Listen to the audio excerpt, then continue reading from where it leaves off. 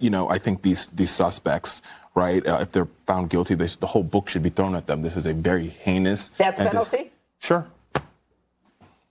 Right, and it's a very heinous crime. But I think that we also, too, in this country, we believe in nuance and bright lines. And I think there's a clear bright line between these two individuals that you're watching on your screen and an infant that crosses the border with their mother, who, yes, according to the law that Judge Jeanine mentioned, would be considered an illegal alien. But they did not make the choice to cross. They crossed with their family, and now all they want to do is assimilate. We're not talking about dreamers. We're talking about illegals. No, but yes, we're but not talking about dreamers hold on, I did not interrupt you. When Richard Fowler tried to illustrate how fear-based politics leads to blanket legislation about our immigration system that also punishes very innocent and very nonviolent children and adults, Jeanine Pirro didn't want to have to address it. According to the law that you quoted, an infant that crosses the border would be deemed an illegal alien. Yes, they would. It doesn't have an age. It does not have an age differential there. That's not in this statute. It does not have an age differential. It doesn't have an age differential. It doesn't. Exactly. You're pivoting. I'm not pivoting. I'm telling you exactly what's on that paper you just read. So, like I was saying, I could clearly see there's not an age differential on there. So, like I was saying, if we want to have a conversation about how we fix this problem, one, those guys should be behind bars. Maybe the death penalty if the DA makes that decision. But we also need to be courageous as a country, whether you're a Democrat or you're a Republican, to say what that DA said at the beginning of this segment. Our immigration system is broken, and Democrats can't fix it alone, and neither can Republicans. Passing effective laws regarding our immigration system is already complicated. Too complicated for the majority of us that don't work in that field. So when politicians push scare tactics to get voters on their side based on how afraid they should be, the solutions end up being emotional rather than effective.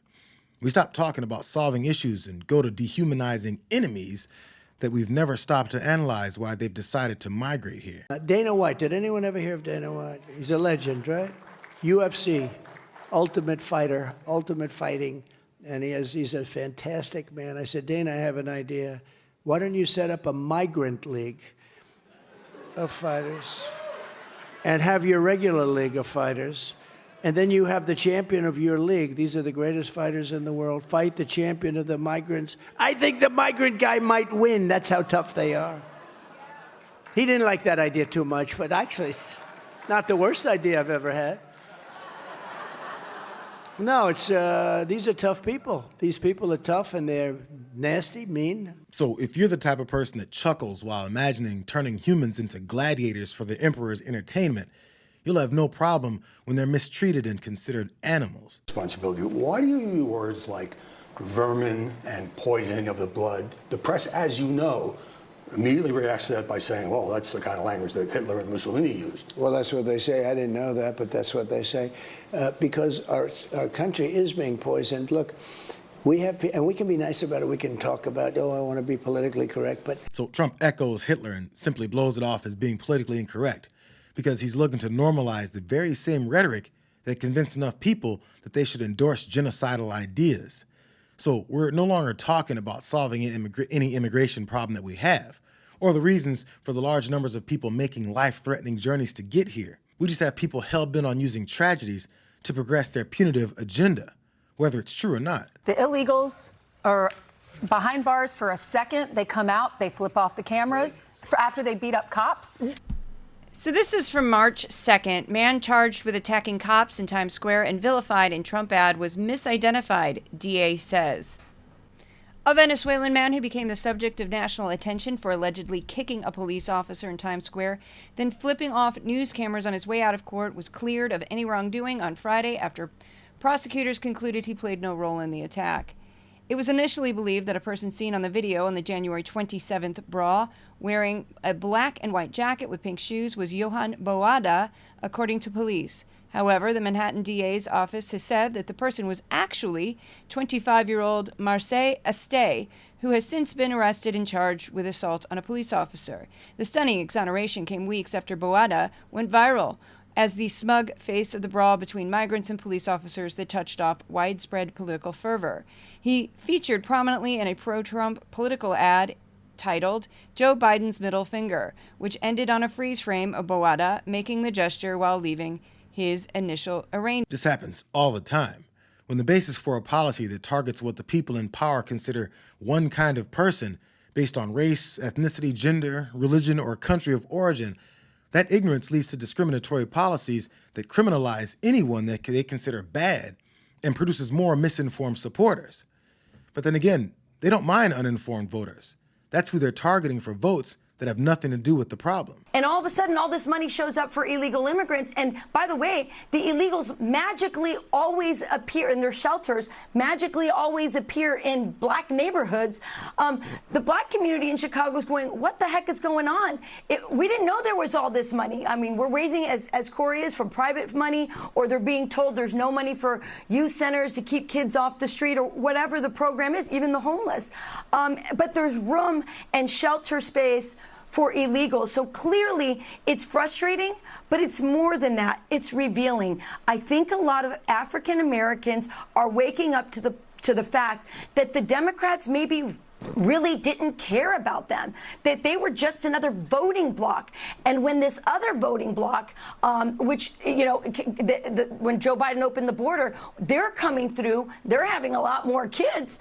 They're a more reliable base, perhaps, for the Democrat Party. And now the black community is waking up and saying, hey, I think we're being replaced, we're being deprioritized for this new group that seems to be electorally a priority for the Democrat Party. It's weird how conservatives like to take a break every 8 years or so to address black Americans as anything other than criminals, only to try to tell them that Democrats are looking to replace them with foreign-born people seeking a better life. But when black folks shout about our many standard policies, from discrimination in housing and jobs to profiling and over-policing, these same people don't give a damn.